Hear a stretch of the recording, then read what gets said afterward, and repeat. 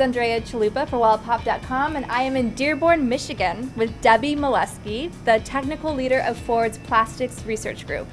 Now, Debbie, you have a lot of crazy stuff here. I see coconut, I see Gorilla Munch cereal that you're trying to use to turn into a nicer plastic for the environment. Yeah, that's right. The typical vehicle now has about 300 pounds of plastic on it. All of the plastic comes directly from limited petroleum resources. So the more environmentally friendly we can make those plastics, the better.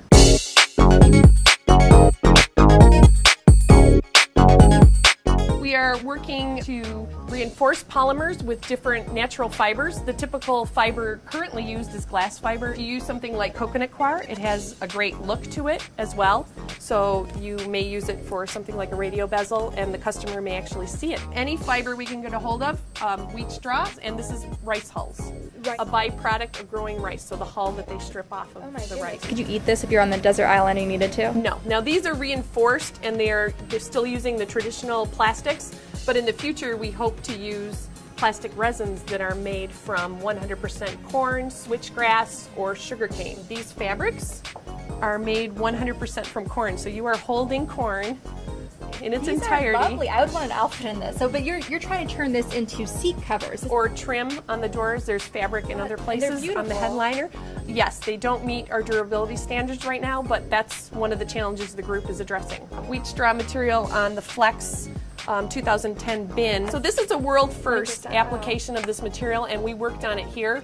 So we're really proud of it, and we hope to migrate it to other plastic components in Ford vehicles. So a typical polyurethane foam is made from polyol and isocyanate. Both are petroleum derived. And we take a portion of the polyol and substitute a soy-based polyol. Let's see how you guys actually get the oil from the soybean to do this. Okay, let's head in the lab. All right.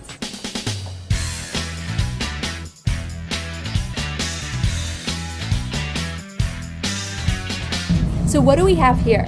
Well, I'm going to show you how we make soy-based foam. We start with something called a polyol blend, and I'm just going to first start by mixing that up. Oh wow.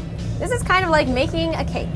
Then I'm going to add water, which is our blowing agent, and then I'm going to add the additives, which includes catalysts and some surfactants.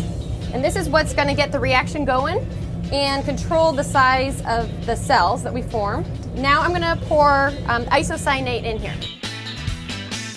And what we have going on are two competing reactions. One is called a gel reaction and one is called a blow reaction. And then the foam will rise up and fill the mold, and they'll then open the mold and pull out the foam. So that's essentially how you make your seats and your armrests, your headrests.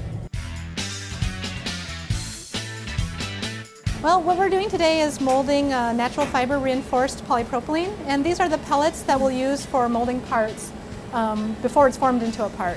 So what we're going to do today is take some of this material, and Angela here is going to load up our injection molding machine. We increase the temperature and melt it down so that we can mold a part. I'll just set it up here. So what's going to happen here is the melted plastic will shoot into this mold here.